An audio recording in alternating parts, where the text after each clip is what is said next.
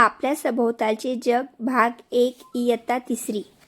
आपले विश्व सूर्य, पृथ्वी व चंद्र. निरीक्षण करा. पृथ्वी गोलाचे निरीक्षण करा व शिक्षकांच्या मदतीने खालील प्रश्नांची उत्तरे लिहा. पृथ्वी गोलावर निळ्या रंगाने काय दाखवले आहे? पृथ्वी गोलावरील पाणी व जमिनीचे भाग कोणकोणत्या रंगांनी दाखवले आहे? पृथ्वीवर जमिनीचे क्षेत्र कमी असून ते सुमारे 29% इतके आहे, तर पाण्याचे क्षेत्र सुमारे 71% आहे. जलरूपे. पृथ्वीवर पाण्याचे प्रवाह व साठे दिसून येतात. झरा, ओढे, नदी, नाले ही प्रवाहाची उदाहरणे आहेत. डबके, डोह, तळे, सरोवर, उपसागर, समुद्र, महासागर ही जलसाठ्यांची उदाहरणे आहेत. भूरूपे. जमिनीचा उंचवटा व खोलगटपणा यामुळे जमिनीला जो आकार प्राप्त होतो त्याला भूरूपे असे म्हणतात. पर्वत, पठार, मैदान, शिखर, डोंगर, टेकड्या, खिंड आणि दरी ही भूरूपे आहेत. सूर्यमालेतील पृथ्वी हा एक प्रमुख ग्रह आहे. पृथ्वीभोवती हवेचे आवरण आहे. जमिनीवर, पाण्यात आणि हवेत सजीवांचे अस्तित्व आढळते. खंड. पृथ्वीवरील जमिनीच्या मोठ्या भूभागाला खंड म्हणतात. महासागर. पृथ्वीवरील खारट पाण्याच्या मोठ्या साठ्याला महासागर म्हणतात. पृथ्वीवर पाण्याचे प्रमाण जमिनीपेक्षा जास्त आहे, यामुळे त्याला जलग्रह असेही म्हणतात. निरीक्षण करा. खालील प्रश्नांची उत्तरे लिहा. सूर्योदय होताना सूर्याचा रंग कोणता दिसतो? दररोज चंद्राचा आकार एकसारखा असतो का? याचे निरीक्षण करा व लिहा. समजून घेऊ. घरातील मोठ्या व्यक्तींच्या मदतीने ही कृती करा. समजून घेऊ. आकाशात चंद्र व अनेक चांदण्या तुम्ही पाहिल्या असतील. रात्री आकाशाचे निरीक्षण केले तर तुमच्या लक्षात येईल की सर्वच चांदण्या चमकत नाही. ज्या चांदण्या चमकतात त्यांना तारे असे म्हणतात. ज्या चांदण्या चमकत नाही त्यांना ग्रह व उपग्रह असे म्हणतात. ग्रह ताऱ्यांभोवती फिरतात, तसेच स्वतःभोवतीही फिरतात. सूर्य हा एक तारा असून त्याला स्वतःचा प्रकाश आहे. सूर्य गोलाकार आहे. तो आपल्याला उष्णता व प्रकाश देतो.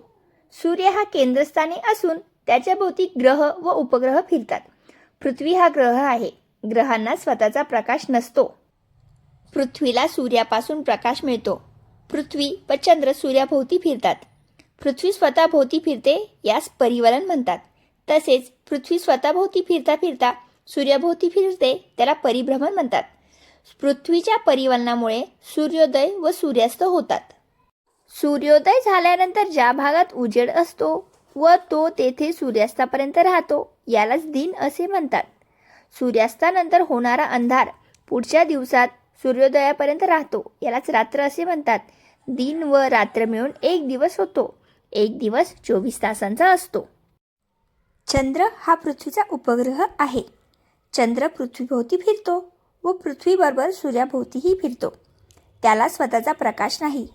चंद्राला सूर्यापासून प्रकाश मिळतो, त्यामुळे चंद्र प्रकाशित दिसतो. चंद्राचा आकार रोज बदलतो, त्यालाच चंद्राच्या कला म्हणतात. ज्या दिवशी चंद्र आकाशात पूर्ण वर्तुळाकार दिसतो त्या दिवशी पौर्णिमा असते.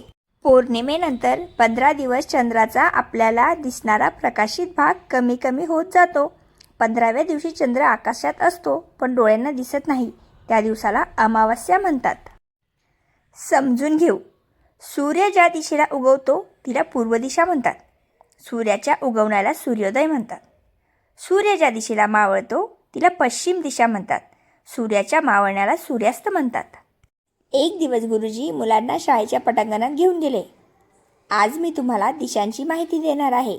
तुम्हाला माहीत आहे का, आपण कुठेही गेलो तरी दिशा समजून घ्यायची गरज असते. हो गुरुजी. सूर्य कोणत्या दिशेला उगवतो? पूर्व दिशेला. बरोबर. सूर्य कोणत्या दिशेला मावळतो? पश्चिम दिशेला. पूर्व, पश्चिम या जशा दिशा आहेत तशा अजून 2 दिशा आहेत. कोणत्या? पूर्व दिशेला तोंड करून उभे राहिले की डाव्या बाजूला येते ती उत्तर दिशा आणि उजव्या बाजूला येते ती दक्षिण दिशा. म्हणजे पूर्व, पश्चिम, उत्तर व दक्षिण या 4 मुख्य दिशा आहेत. अगदी बरोबर. माहीत आहे का तुम्हाला, सूर्य रोज उगवतो व मावळतो. त्यामुळे माणसाने दिशा व वेळ ठरवण्यासाठी सूर्याचा उपयोग करून घेतला. शेजारी होकायंत्राचे चित्र दिले आहे. होकायंत्रातील चुंबक सुई नेहमी उत्तर दक्षिण दिशा दाखवते. शिक्षक किंवा पालकांच्या मदतीने तुम्ही ती पाहू शकता. समजून घेऊ. पृथ्वीची माहिती मिळवण्यासाठी व पृथ्वीचा अभ्यास सोपा होण्यासाठी नकाशे तयार केले जातात. असे नकाशे तयार केल्याने आपणास त्या ठिकाणाचे स्थान सांगणे सोपे जाते. विचार करा. शेजारील चित्रात मध्यभागी घर दाखवले आहे. चित्रात पूर्व दिशेला शाळा आहे. चित्रानुसार इतर ठिकाणे कोणत्या दिशेला आहे ते शोधा व चौकटीत लिहा. कोडे सोडवा. खाली दिलेल्या चौकटीत प्रमुख दिशांची नावे दडलेली आहे. त्यापैकी एका दिशेचे नाव शोधलेले आहे. त्याप्रमाणे उरलेल्या दिशांची नावे शोधा. समजून घेऊ. आपल्या आजूबाजूला अनेक घरे असतात. अनेक घरे मिळून गाव बनते. गाव आपण चित्रात जसेच्या तसे दाखवू शकत नाही, म्हणून आपण दिशा, प्रमाण, खुणांचा व चिन्हांचा वापर करून प्रदेशाचे चित्र बनवतो. त्याला नकाशा म्हणतात. नकाशात दिशा आणि चिन्हे असतात. आपल्या गावाच्या नकाशाप्रमाणे शहरांचे नकाशे असतात. गाव व शहरे यांचा मिळून तालुका बनतो. अनेक तालुके मिळून जिल्हा बनतो. अभ्यासासाठी उदाहरण म्हणून जिल्हा व तालुके नकाशा आराखडा दिलेला आहे. नकाशा आराखड्यात जिल्हा मुख्यालय व तालुके मुख्यालय दाखवलेले आहे. तसेच नकाशात आराखड्यात सूची, दिशा व प्रमाण दाखवलेले आहे. निरीक्षण करा. शिक्षकांच्या मदतीने नकाशाचे निरीक्षण करून पुढील प्रश्नांची उत्तरे लिहा. नकाशातील दिशांची नावे सांगा. नकाशातील जिल्ह्याचे मुख्यालय कोणत्या सांकेतिक खुणेने दाखवलेले आहे? दिलेला जिल्हा नकाशा आराखड्यात एकूण किती तालुके आहेत? समजून घेऊ. अनेक तालुके मिळून जसा जिल्हा बनतो तसे अनेक जिल्हे मिळून राज्य बनते. महाराष्ट्र राज्यात एकूण 36 जिल्हे आहेत. सोबत महाराष्ट्र राज्याचा नकाशा दिलेला आहे. नकाशात राज्यातील जिल्हे दाखविलेले आहेत. नकाशात तालुके, जिल्हे, राज्य यांची क्षेत्रे दाखवण्यासाठी वेगवेगळ्या रेषांचा वापर केला जातो. त्यांना सीमारेषा म्हणतात. त्यामुळे तालुके, जिल्हे, राज्य ओळखणे सोपे जाते. नकाशा सूची वाचनासाठी नकाशातील सूचीमध्ये राज्य, जिल्हा, तालुका सीमारेषा या सूचीमध्ये दर्शविलेल्या आहेत. तालुका सीमारेषा कमी जाडीची व जिल्हा सीमारेषा अधिक जाडीची दर्शविलेल्या आहेत. निरीक्षण करा. निरीक्षण करा.